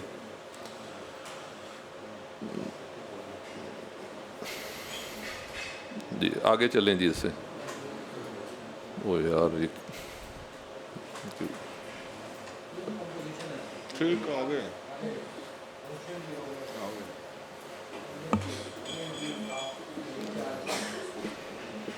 स्टाफ की पोजीशन है, इसमें टोटल जो स्ट्रेंथ है वो 22 है सर। इस वक्त जो 8 लोग काम कर रहे हैं सर, 14 जो है ना सर पोस्ट वैकेंट पड़ी हुई हैं सर इसमें। ये एक पीछे करें ज़रा ऐसे। आपके पास CEO कोई नहीं है इस वक्त? 2016 से। मिनिस्टर साहब ज़रा तवज्जो करें जी, ज़रा ये पोजीशन देख लें पहले तो इसकी क्या है। ना CEO है, ना कोई ऑडिटर है, ना कोई मैनेजर है, ना पैसे हैं ना पैसे है, ना ड्राइवर है। कैबिनेट को भेजा है ना, उसकी थोड़ी सी डिटेल्स चेयरमैन साहब को सर वो थोड़ा सा इसीलिए बता दें। ये मैं थोड़ा सा अर्ज करता हूँ, ये जैसे इन्होंने भी बताया कि ये पिछले 3-4 साल तो बिल्कुल ही डिसफंक्शनल सा इदारा था। आज तक सर वो चेयरमैन था। डिसफंक्शनल तो है, but look at the amount of funds जो इसके आपने इसके साथ अटैच किए हैं। 10% ऑफ द फंड्स बहुत हैवी फंड्स भी ड्यूटी अगर बहुत- सही तरह इस्तेमाल हो रहे हैं। फंड भी ज़्यादा है सर, और इसका मैंडेट भी ज़्यादा है। इसीलिए हमने सर इसका पूरा ड्राफ्ट एक्ट इसीलिए बनाया है कि अभी तक ये ढाक पे चल रहा है, इसके कोई एक्ट नहीं है। इस अगर कोई ऑनेस्टली इफेक्टिव चेयरमैन आता है तो इदारा इफेक्टिवली चलाता है, और अगर चेयरमैन नहीं है तो इदारा डिसफंक्शनल हो जाता है। इसीलिए इसकी पोजीशन भी वैकेंट है, फंड्स भी फाइनेंस से नहीं ले सके।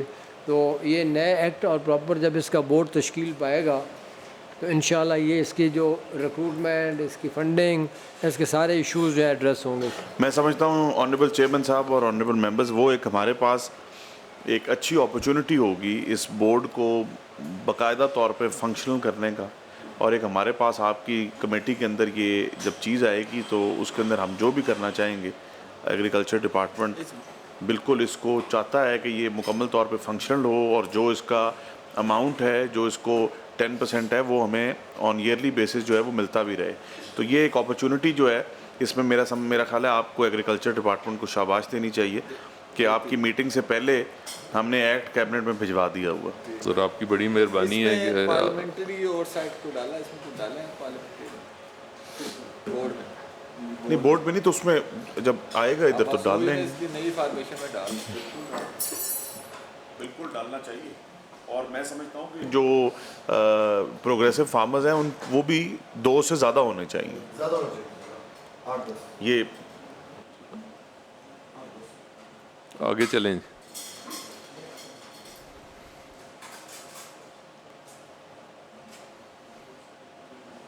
सर डिफरेंट प्रोजेक्ट्स हैं जो हमने रिसर्च इंस्टीट्यूट्स को और यूनिवर्सिटीज़ के जो लोग हैं उनको दिए हुए हैं। उसमें उनकी लैब्स इस्टेब्लिशमेंट करने के लिए उनके जो सर प्रोडक्शन टेक्नोलॉजी पे प्रोजेक्ट्स हैं, कोई डिजीज़ मैनेजमेंट पे प्रोजेक्ट्स हैं सर डिफरेंट। सर ये अब FC कॉलेज, कॉमसेट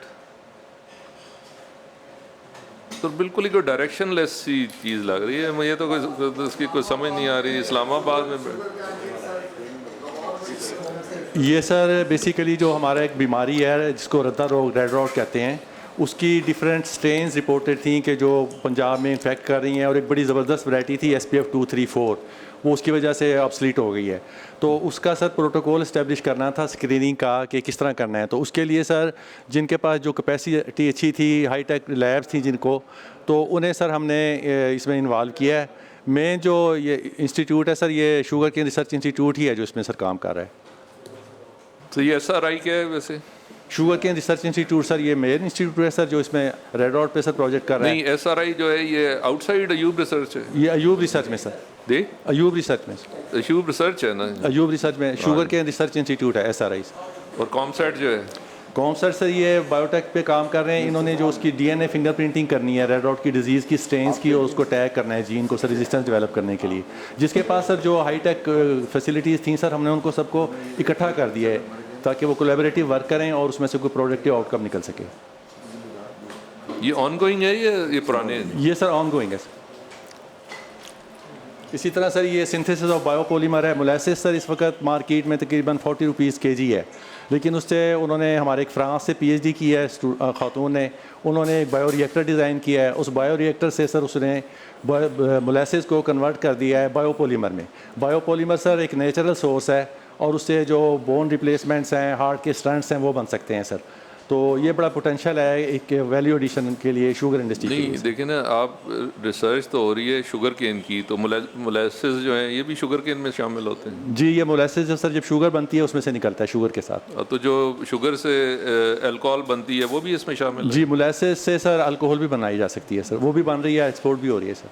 तो वो उनका नहीं आ जाता एम्बेड जो आपकी इंडस्ट्रीज़ हैं, ये वो उनका काम नहीं है कि इसमें हमारा क्या लेना देना? मैं एक बात करूँ सर, आप हुक्म करें। सर ये जो रिसर्च का काम है सर, जो यूनिवर्सिटियाँ हैं और सर जो बिजनेसमैन हैं, ये फंड वो करें और उनको जोड़ा जाए। जितने भी बिजनेस जो इससे रिलेटेड इंडस्ट्रीज है उनको जोड़ के वो इन्वेस्टमेंट करें, और हमारे जितने भी साइंटिस्ट हैं उनके साथ बैठा के उस पर काम किया जाए तो बेहतर होगा, और फील्ड में चीज़ जाएगी और वो यूनिवर्सिटियों से भी निकलेगी और जो रिसर्च है उससे भी निकल के बाहर बेहतर रहेगी सर। ठीक है जी, आगे चलें जी।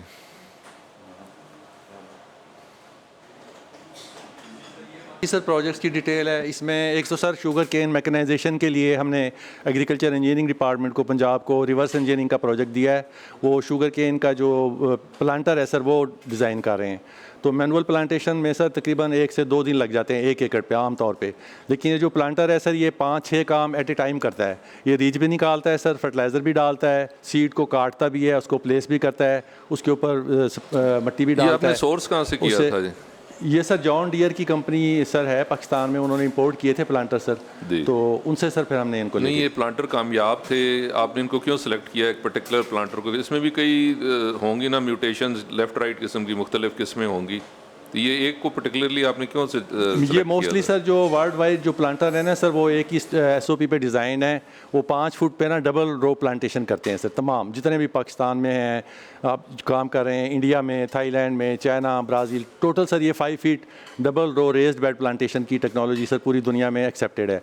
वही प्लांटर सर हमने उधर से मंगाया था और इसकी रिवर्स इंजीनियरिंग से मुकम्मल हो गई है, तो इसको इंशाल्लाह हम फिर आगे। नहीं वो तैयार हो गया? जी सर तैयार है सर। उसकी कोई तस्वीर है आपके पास? तस्वीर सर मैं शेयर कर लूँगा इस वक्त। दिखाएं हमें तस्वीर, कैसी शक्ल है उसकी। आगे क्या है जी? Improving the working and service delivery of sugar cane technology laboratory. ये सर शुगर केन जो रिसर्च इंस्टीट्यूट फैसलाबाद की जो लैब है उनके पास बहुत पुराने, कोई 25-30 साल पुराने सर उनके मैनुअल, उनके पास पोलरीमीटर, रिफ्रैक्टोमीटर सारे इक्विपमेंट्स थे। तो हमने उनको सर कंट्रोल डेटा डिवाइस की जो सर डिजिटलाइज जो इक्विपमेंट्स हैं ना सर वो हमने इनको दिए हैं 7 मिलियन। वो सर इन्होंने अपनी लैब इस्टेब्लिश की है ताकि उससे सर एक तो रिजल्ट्स रिलायबल हो जाएंगे और उनकी एफिशिएंसी बेहतर हो जाएगी।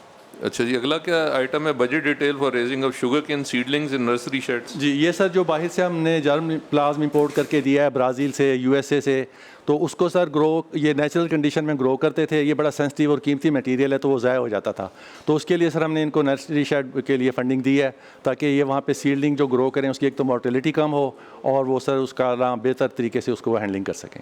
ये शेड बन गए? जी सर ये बन गया सर। ऑपरेशनल है? जी सर ये ऑपरेशन हो गया सर। ये फैसलाबाद में। अच्छा जी सर।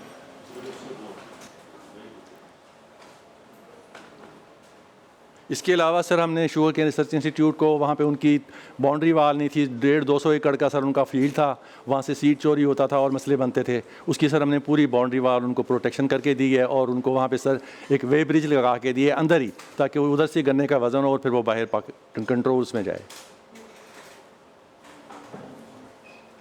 इसके अलावा सर मरी में इनका एक फ्लावरिंग स्टेशन है, तो उधर भी सर इनका वो ओपन था तो टेम्परेचर हाई लो होने की वजह से वो फर्स्ट जो सर है वो वायबल नहीं बनता था, तो वहाँ पे सर हमने इनको कंट्रोल टेम्परेचर और लाइट फैसिलिटीज़ के लिए इनको फंडिंग की है ताकि ये वायबल फल प्रोड्यूस करें और उससे ना अच्छी वैराइटीज़ निकल सकें। वो बन गए? जी सर वो ऑपरेशनल है सर।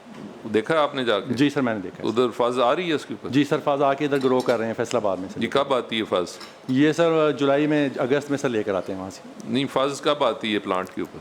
ये सर फ्लावरिंग करके तकरीबन ये मई जून में सर उसको हार्वेस्ट कर लेते हैं। फिर नहीं फाज किस महीने में आती है फाज? फर्स्ट सर ये इसका फ्लावर निकलता है ना सर उसका जी मुझे अंडरस्टैंडिंग है फाज क्या चीज़ होती है, मैं पूछ रहा हूँ कि कब आती है? ये सर स्प्रिंग में आती है, ऑटम में आती है, कब आती है? ये सर स्प्रिंग में इसको हार्वेस्ट कर लेते हैं। नुमादार कब होती है? ये सर मार्च। इसका सर डिफरेंट। आप कब गए थे देखने के लिए? जी सर आप वो देखने के लिए गए थे फाज? जी मैं सर देखने के लिए। वो कब गए थे आप? मैंने सर तो 2 साल पहले सर ये प्रोजेक्ट इनका जब नहीं 2 साल पहले तो ये चीज़ थी नहीं ना? नहीं सर हमने 2 साल पहले इनका प्रोजेक्ट को फंडिंग की थी, तो उस वक्त सर जाके जब ये फ्लावरिंग हुई थी। तो ये 2 साल पुराना है? जी सर पुराना प्रोजेक्ट। अभी फंक्शनल है? या फंक्शनल है। तो अब फाज ही फाज है उधर? नहीं सर फाज तो उसमें क्रॉसेस करते हैं, वो तकरीबन 20 के करीब पेरेंट्स को क्रॉस कम्बिनेशन बनाते हैं और उससे तकरीबन सर ये मैं पूछ रहा हूँ जी कि जो फज है वो अब रेगुलरली बन रही है उधर? जी सर रेगुलर बना रहे हैं। जी सर वो सर रेगुलर पहले भी होती थी लेकिन वो वायबल नहीं होती थी। अब ये फैसिलिटी स्ट्रेंथन करने की वजह से वो फज की ना वायबिलिटी बढ़ गई है। पहले सर वो तकरीबन 1 ग्राम में से वो 10-15 पौधे निकलते थे, अब 1 ग्राम में से 100-150 के करीब प्लांट्स सर उनके निकल रहे हैं। तो उसके साथ उन्होंने कोई नई वैरायटी भी लेके जी आए सर, हैं? वो उसका सिलेक्शन ब्रीडिंग का सर उनका प्रोग्राम चल रहा है सर, उसमें सर ये चलाएंगे। चलें ठीक है, आगे चलें जी। ये भी सर हमारे रिसर्च प्रोजेक्ट्स हैं जो इस वक्त प्रोग्रेस में सर हैं। ये IPM पे सर हम टर्माइट्स का सर प्रोजेक्ट दिया हुआ है, और इसके अलावा सर हमने तो ये लाहौर कॉलेज फॉर वुमेन में ये प्रोजेक्ट चल रहा है? ये सर जो लोग स्पेशलाइज्ड है ना इस सब्जेक्ट में, टर्माइट्स के इंटीग्रेटेड पेस्ट मैनेजमेंट में, तो हम बजाय सर वो अलग-अलग प्रोजेक्ट जमा कराते थे। तो जो प्रोजेक्ट जिनका सर विजन या ऑब्जेक्टिव सेम होता था, फिर हम 3-4 इंस्टीट्यूट्स को इकट्ठा कर देते थे। सर आपका प्रोसेस क्या है, आप किस तरीके से लेते हैं ये चीज़ें? प्रोजेक्ट तो अखबार में इश्तिहार देते हैं कि जी हम देख रहे हैं? जी सर, ये अखबार में भी इश्तिहार देते हैं, वेबसाइट पे भी देते हैं, और हेड हंटिंग भी करते हैं लोगों तो को। ये आइडेंटिफाई कौन करता है कि हमने ये काम जो है, ये पर्टिकुलर हमने काम करना है, ये सर टर्माइट्स का काम करना है या हर्बिसाइड्स पे काम करना है? ये सर बोर्ड ने हमारा ये सोलिसाइटेड अनसोलिसाइटेड प्रोजेक्ट्स का सर एक जो विजन है सर, हमारा जो मॉड्यूल्स हैं वो अप्रूव किए हुए हैं। थीम के अंडर सर हम उनको इनवाइट करते हैं, तो उसके मुताबिक सर हम चलते हैं। फिर इनको सर हम रिव्यू कराते हैं रिव्यूअर से, जो रिव्यूअर्स इसको प्रोजेक्ट को रिकमेंड करते हैं। फिर टेक्निकल एक्सपर्ट कमेटी है सर, वो उनको रिव्यू करती है। फिर एग्जीक्यूटिव कमेटी है बोर्ड की, वो सर उनको रिव्यू करती है। उसके बाद सर बोर्ड में वो प्रेजेंटेशन देते हैं लोग आके, फिर बोर्ड उनको सर अप्रूव करता है।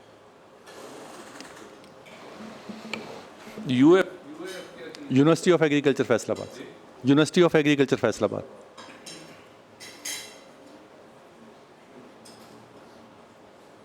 आगे चलेंगे। ये इसी तरह सर और वाटर सॉल्युबल फर्टिलाइज़र पे सर प्रोजेक्ट है सर, और डिजीज़ फोरकास्टिंग का मॉडल सर आजकल आर्टिफिशियल इंटेलिजेंस पे सर काम हो रहा है। वो प्रिडिक्शन मॉडल्स डेवलप करते हैं, डिजीज़ या पेस्ट इंसेक्ट के आने से पहले ही सर वो उसका पता चल जाता है कि किस कंडीशन में वो किस टाइम पे, किस टेम्परेचर पे, किस ह्यूमिडिटी पे वो आके इन्फेक्शन करेगा। तो उसके लिए सर हम ना बेहतर उसके लिए मैनेजमेंट कर सकते हैं, बजाय इसके कि जब वो एपिडेमिक्स में आ जाए तो फिर वो कंट्रोल करना मुश्किल हो जाता है। तो आगे चलेंगे। वाटर सोल्युबल फर्टिलाइजर का क्या आपने बताया, दोबारा बताइएगा। वाटर सॉल्युबल फर्टिलाइज़र सर आजकल जो नई केमिस्ट्री आ रही है उसमें मोस्टली जिस तरह DAP है या ट्रिपल सुपर फास्फेट है, वो फर्टिलाइज़र वाटर सॉल्युबल नहीं है, तो वो रिलीज़ होने में भी टाइम लगता है, और वो सॉइल में सर जाके फिक्स भी हो जाते हैं। तो हमारे पास इसकी इंडस्ट्री है, प्लांट को लगे हमारे पास? जी, प्राइवेट सेक्टर में सर काफ़ी सारी कंपनियां आ गई हैं, वो इंपोर्ट भी कर रही हैं, लोकल भी वो R&D कर रही हैं। तो लोकल में हम ऐसे प्लांट लगाएं, यहाँ पर हमें लगाने चाहिए, NPK बनानी चाहिए, बैलेंस फर्टिलाइजर हो जाएगा। जी सर, इस पे प्राइवेट उन्होंने कोलैबोरेशन की है इंटरनेशनल कंपनीज के साथ सर, काम हो रहा है इस पे। नहीं, वो तो बाहर से माल आ रहा है ना, हमने लोकल क्यों नहीं बनाया, लोकल प्लांट क्यों लगाए? लोकल सर ये हमारे इधर गवर्नमेंट सेक्टर में तो कोई इस तरह की एक्टिविटी नहीं है। प्राइवेट जो कंपनी हैं जैसे फौजी फर्टिलाइजर है या प्राइवेट में कोई भी नहीं बना रहा इस वक्त तक, वो सर इसको उसमें कुछ और कंपनी है। नहीं, इस पे कोई भी नहीं बना रहा, बल्कि इस पे हमें काम करना चाहिए। जी ठीक है, ठीक है, अल्लाह हाफिज़।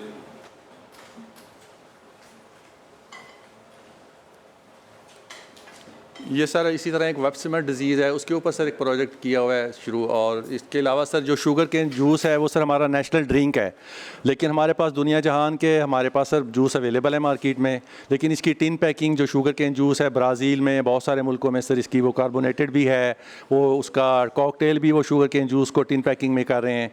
तो उसका सर हमने एक PhD की थी नवाज शरीफ यूनिवर्सिटी में, खातून है फूड टेक्नोलॉजी की, उनको ये प्रोजेक्ट दिया है सर। उन्होंने एक बॉटलिंग कंपनी से भी एग्रीमेंट कराया है, तो वो लोग इस पे काम कर रहे हैं। इसको sir cold compress storage sir होती है एक, और उसमें कार्बोनेशन का भी वो सर ऑप्शन लेंगे, और इसको ब्लेंड करेंगे डिफरेंट फ्रूट जूसेस के साथ, ताकि जो हमारा ये नेशनल ड्रिंक है ये हाइजेनिक और रेडिली अवेलेबल हो थ्रू आउट द ईयर, ताकि डायबिटीज़ और बढ़े। आगे चलें। नहीं सर, वो तो डिपेंड करता है।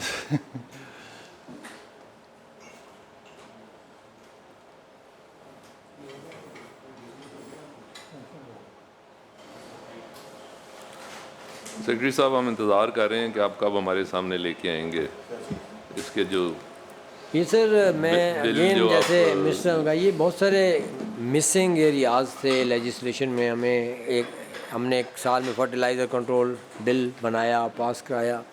ये इदारा भी बगैर किसी लीगल फ्रेमवर्क के चल रहा है, और सर उसकी ये बड़ा अजीब सा, बड़ी जो आपको वैक्यूम नज़र आ रहा है अच्छा नहीं लग रहा है ये। उसकी वजह यह है कि उसका कोई प्रॉपर लॉ नहीं है, कोई इदारा नहीं है, डॉक पे चल रहा है, कभी फंड आ रहे हैं कभी नहीं आ रहे हैं। तो ये इंशाल्लाह ये एक्ट आपके पास कैबिनेट के अप्रूवल के बाद इंशाल्लाह 1 महीने में आ जाएगा सर इसी फोरम पे।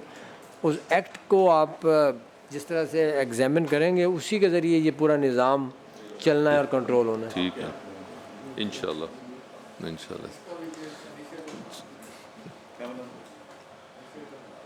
इनिशिएटिव हाँ, इनिशिएटिव तेजी से होगा। देखें, आपने कभी ये देखा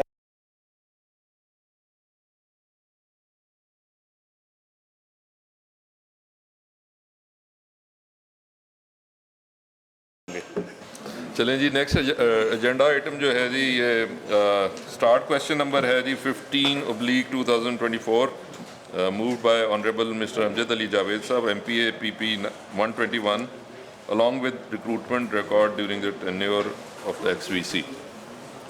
जी जनाब, जी इसके ऊपर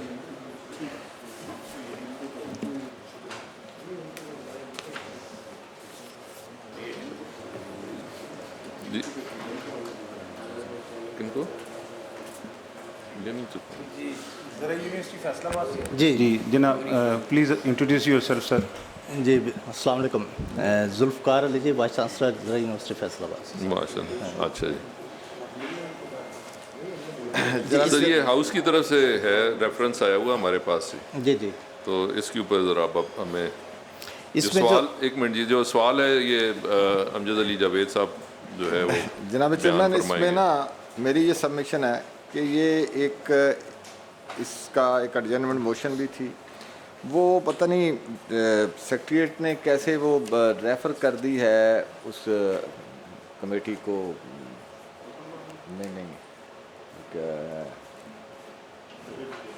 नहीं याद है उस जो अमल दरामद कमेटी है आपकी, क्या उसे कहते हैं, एश्योरेंस कमेटी को। अच्छा, अब वो उसको रेफर होगी, उसका तुक नहीं बनता था उसको जाने का। वो उस ये सारा उसके साथ रिलेट करता है वो सारा, क्योंकि असल में ये इसका एक पार्ट था, ये अलग से सवाल की सूरत में आ गया है। ये सारी रिक्रूटमेंट जो हुई है ना, ये साहबका वाइस चांसलर साहब के दौर में, इस पे बाकी मामला तो बहुत सारे क्वेश्चंस हैं, उनके जो माली मामला थे वो सारी चीज़ें उससे जुड़ी हुई हैं, ये उसके साथ पार्ट है। क्योंकि ये जो सब कैंपस है इसकी रिक्रूटमेंट भी वहीं हुई है सारी, तो जब वो सारा इकट्ठा होगा डाटा तो फिर ही इसका कोई नतीजा निकल सकेगा। तो मेरी कि उसको मंगवाया जाए, फिर बात उसको मंगवाया जाए, सबको इकट्ठा करके तो फिर देखा जाए सारे से। नहीं, अभी वो उसके साथ आएगा तो फिर इसका सारा नतीजा बनेगा। मेरी ये सबमिशन होगी कि इसको होल्ड करके ना जी वो सारा उसको मंगवा लें इस कमेटी में, तो इस कमेटी फिर वो दोनों को साथ देखा जाए। वो मुझे समझ नहीं आई वो कैसे चला गया।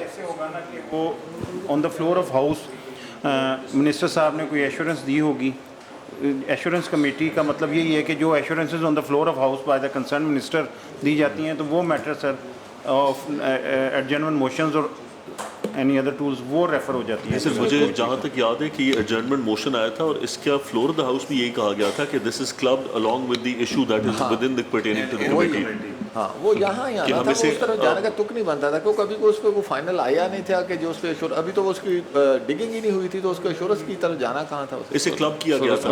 और फैसल साहब इसके अंदर मेरे ख्याल से एक और सवाल था जुनेद अफजल शाही साहब का, जो on the floor of the house था, जो भी इस इशू के साथ, इस हेयरिंग के साथ क्लब किया गया था, उसे भी प्लीज देख लीजिएगा जी। काशिफ साहब की एडजर्नमेंट मोशन थी, मेरी थी, वो एक हमने यूनानिमसली हमने बात वो की थी कि जो भी questions pertaining to the university है उसे कमेटी में डिस्कस करके हम इधर हम उसे वो कर लेंगे सर, उसको सारा इकट्ठा उसमें रख लें, ये सारा इस पे जरा अब इसी साहब इस पे जरा पूरा मूवर्स को भी मूवर्स को भी इनवाइट कर लेंगे, जो क्लब मूवर्स हैं, ताकि वो भी उसको पूरा जो हम जानना चाह रहे हैं, बहुत सारी चीज़ें आप लोगों के इल्म में हैं, तो उसको मक्खी पे मक्खी ना मारें, तो उसको जो भी उसके अंदर जो कुछ हुआ है उसको आप खुद से देख के, वो रिपोर्ट मुफस्सल वाला मामला नहीं होना चाहिए इसमें।